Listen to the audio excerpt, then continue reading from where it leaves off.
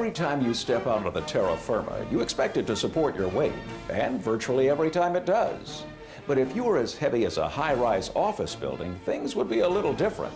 At least over a period of years, if not immediately, you might just get a sinking feeling.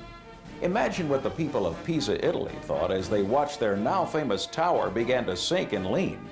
Over the years, as engineering sciences progressed, geotechnical, structural, and civil engineers began to seek answers to these budding challenges.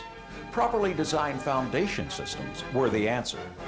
Designs, however, for these systems required specific knowledge about the complex and variable materials we call soil. To build larger and heavier structures, we had to learn how to calculate load-bearing capacities and evaluate foundation performance. One method devised was to drive a sampler into the soil and count the number of standardized blows it took to drive the sampler by 3 6-inch increments. This technology became known as the SPT, or Standard Penetration Test, and it's still the most commonly used in-situ test in North America. However, despite continued efforts to standardize SPT procedures, there are still repeatability problems. One benefit of standard penetration test is that it provides a sample and hence additional information. It's a way of looking deep into the subsurface soil to see what's there. By withdrawing the borehole tools after every few feet and driving the sampler in another 18 inches, geotechnical engineers can estimate the stratification of silts, clays, sands, and gravel. From this combined information, foundation systems can be designed to support each project's weight. Although the SPT method will be used for many years, maybe indefinitely, it does have its drawbacks. First of all, it's slow. There's a lot of physical work involved, and data must be entered by hand. Data collected in field logs is subjected to all the potential disasters of the job site, including rain, mud, and poor penmanship. Manpower is expensive, and hence so is the drilling process. Remember, time is money. But now a new soil testing technology is marching across the Southeast and the nation. It's called cone penetrometer testing, or CPT for short. Southern Earth Sciences, headquartered in Mobile, Alabama, is proud to introduce CPT to the Central Gulf Coast. Southern Earth Sciences is a 25-year-old geotechnical, engineering, materials testing, and environmental consulting firm with registered engineers, geologists, and environmental scientists trained in every applicable aspect of the related industries. In a nutshell, this new technology will permit the company to gather more data per hole on more job sites per year at a reduced cost to customers, with potential savings on foundation systems. In relation to other methods, the cone penetrometer is new. However, the concept was actually devised in Holland in the 1930s. Yes, the boggy alluvial and plastic soils of the Netherlands spawned many leaning buildings, though none quite so famous as Italy's Leaning Tower. Cone penetrometer testing has been used extensively in Europe and has spread to Asia and South America. It began to make its mark in the U.S. in the late 1970s. Major universities have researched and continue to do extensive testing with the cone penetrometer on various U.S. soils.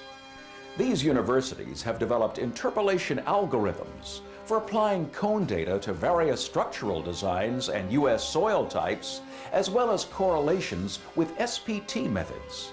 Included among these institutions in the South are Georgia Institute of Technology, Auburn University, University of Florida, and Louisiana State University. Based on university research, actual location trials, and several years of use, Georgia, Louisiana, Mississippi, Alabama, and Florida Departments of Transportation have adopted cone penetrometer testing as a part of their highway and bridge design programs. This new system uses a cone-shaped probe loaded with sensors and transducers. The probe is pushed into the ground at a constant rate under hydraulic force. Pressure can reach as high as the weight of the test vehicle. Southern Earth Sciences rig weighs in at 40,000 pounds and pushes the probe through its center of gravity, allowing it to apply the full 40,000 pounds of force to the probe. Data is sent from the probe through a cable to an onboard computer, where it is instantly converted to applicable information such as soil type, equivalent SPT, fee, and undrained shear strength. This data is immediately printed out via an onboard printer and is also stored on disk for future analysis. Each line entry on the printer provides exact depth for the extracted data on that line.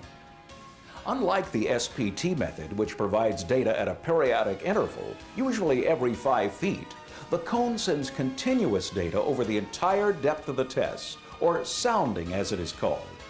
In addition to extrapolating data to soil types such as silty sands or sandy gravel, the probe can also measure pore water pressure, resistivity, shear wave velocity, tip resistance, and skin friction. It can also be used to measure hydraulic pressure from subsurface water and is ideal for determining the depth of the water table in cohesionless soil and artesian conditions. Most current cone penetrometers use a 3 or 4 sensor cone, thus sending 3 or 4 continuous streams of data to the computer. However, university and corporate researchers have developed cones that can send as many as 7 data streams. These new cones can provide information other than just geological data. For instance, one cone now in development can measure hydrocarbon presence in the soil. Other than increased data and reproducibility, the 2 most appealing aspects of the new cone penetrometers are decreased investigation costs and decreased sampling time. For about 1/3 the dollars, we can obtain up to 30 times the information currently collected using the SPT technology. And we can collect it on a continuous basis down to the desired depth. We can perform up to 600 linear feet of CPT testing in the same time it would take us to do a 100-foot deep SPT hole, not to mention that the data is analyzed instantly. Here along the Gulf Coast, rig operators also like it a lot better, especially in the summer since they can operate from an air-conditioned cabin. The all-weather capability allows us to work in a lighted, heated, and cooled cabin, rain, shine, or at night, 24 hours a day. For our clients, this results in greater productivity. If you've ever watched a crew operating an SPT rig in a 100-degree temperature at 99% humidity, you know that productivity slows as the day heats up. If it rains, they shut down, and it's dangerous and expensive to drill borings at night. Southern Earth Sciences cone penetrometer rig, built by Hoagenthaler Incorporated in Columbia, Maryland, is mounted on a tracked vehicle that can maneuver on steep inclines, beach sand, muddy and swampy surfaces, as well as all the places a typical drilling rig could go. Once on location, the CPT rig is centered over each pre-surveyed and marked location. Next, the machine is leveled via 3 external hydraulic cylinders. This is necessary so the probe will be pushed in a perfectly vertical direction, perpendicular to the machine and to the plane of the Earth's surface. The cone also contains an inclinometer to notify operators if the direction of penetration drifts from the direction of force applied. As the cone enters the ground, it is pushed at a constant rate of 20 millimeters per second. After each meter's travel, the process stops. Another rod is added, and the probe is pushed another meter into the ground. Test data is collected every 2 centimeters and is electronically transmitted to onboard computers. This process is repeated until the desired depth is reached, or until all combined resistance forces reach 40,000 pounds. Although sometimes used in conjunction with standard penetration tests, the cone penetrometer saves days and sometimes weeks when compared to SPT drilling. Potential cost savings, in addition to those related to time, include the flexibility of specifying individual pile depths. For example, on projects involving pile foundations, saving several feet of pile length could save tens of thousands of dollars on a large project. As you contemplate using cone penetrometer testing with your next project, consider these advantages over the SPT method. CPT offers a rapid and continuous soil profile. Reproducibility of data is high with less operator dependency. CPT measures actual in-situ stress conditions. CPT provides a close analogy with vertically loaded piles. A CPT rig does not require as much headroom. Drilling mud is not required for soft soils. It is all-weather capable.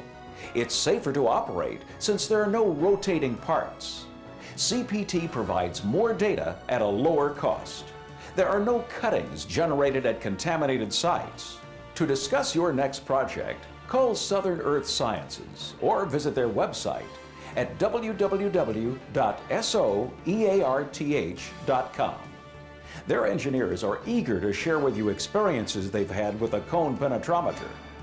Although CPT is not perfect for every situation, it can possibly provide more, faster, and better data for your next project, and at a cost that will keep you from getting that sinking feeling.